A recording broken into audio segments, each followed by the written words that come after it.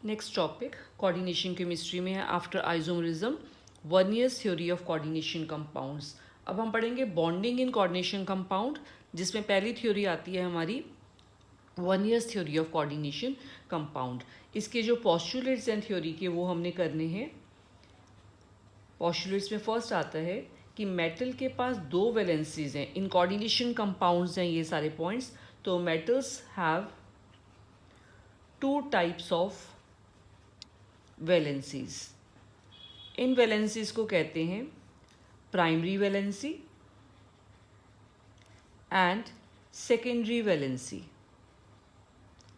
अब ये primary valency क्या होती है और सेकेंडरी वैलेंसी जो है वो क्या होती है। तो फर्स्ट आते हैं primary valency of metal.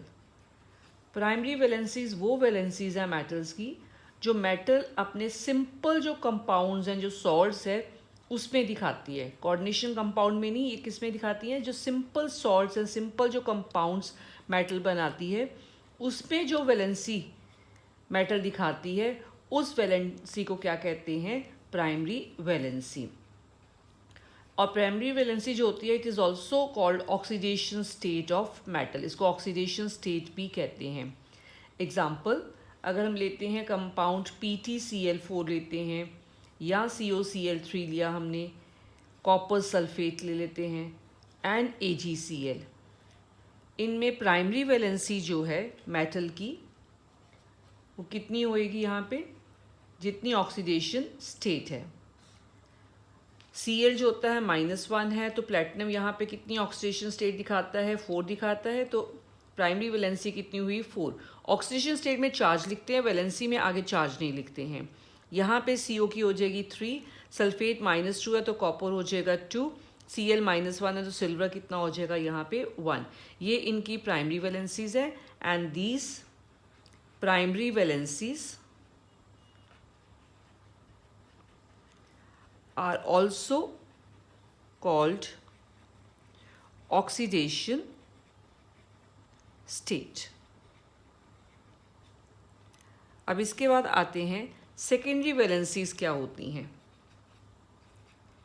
Secondary valency जो मेटल अपने कोऑर्डिनेट कंपाउंड्स में दिखाएगी are those which a metal atom shows in its complex ion formation। जब मेटल किसके साथ लिंक करती है, when metal links with the ligands। और ये ligands को हम लिख सकते हैं कि न्यूट्रल मॉलिक्यूल्स कह लो या इनको क्या कह लो, ligands, negative groups. Simply these are called ligands। Secondary valency जो है इस इक्वल टू कोऑर्डिनेशन नंबर के इक्वल होती है। Secondary valency is equal to the coordination number, ये मेटल के कोऑर्डिनेशन नंबर के इक्वल है। एग्जाम्पल अगर हम ये कॉम्प्लेक्स लेते हैं CONH3 3+ cobalt, secondary valency, that is its coordination number here is equal to, because ये यूनिडेंटेड लाइगेंड है अमोनिया, 6 अमोनिया है तो 6 कोऑर्डिनेट बॉन्ड बनेंगे। तो कोबाल्ट की यहाँ पे सेकेंडरी वैलेंसी कितनी होएगी, 6, which is equal to its coordination number के इक्वल होती है। ये फर्स्ट पॉइंट है वर्नियर्स थ्योरी का कि इसके अकॉर्डिंग मेटल्स की दो वैलेंसीज हैं, primary and secondary valency. Primary valency क्या होती है एंड सेकेंडरी वैलेंसी क्या होती है। अब सेकेंड पॉइंट पे आते हैं जिसमें ये लिखेंगे कि मेटल की टेंडेंसी होती है अपनी दोनों वैलेंसीज को सेटिस्फाई करना, primary valency as well as the secondary valency. तो second point is every metal atom has a tendency to satisfy both its primary and secondary valencies। अब प्राइमरी वैलेंसी कैसे सेटिस्फाई होती है, प्राइमरी वैलेंसी सेटिस्फाई होती हैं by negative ions. जैसे NaCl है तो Na की जो प्राइमरी वैलेंसी है that will be satisfied by negative ion that is by the Cl here.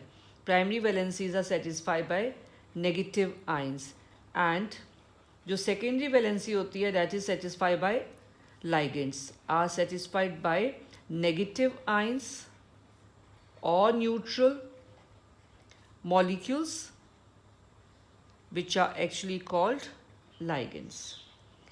Third point है जो सेकेंडरी वैलेंसीज होती हैं कि ligands जो मेटल के साथ लिंक करते हैं, ये ligands जो लिंक करते हैं मेटल के साथ इनकी एक स्पेसिफिक पोजीशन होती है किस साइड से मेटल एटम के साथ लिंक करेंगे। That means they are giving a particular geometry to that complex. The ligands are directed towards fixed positions in space,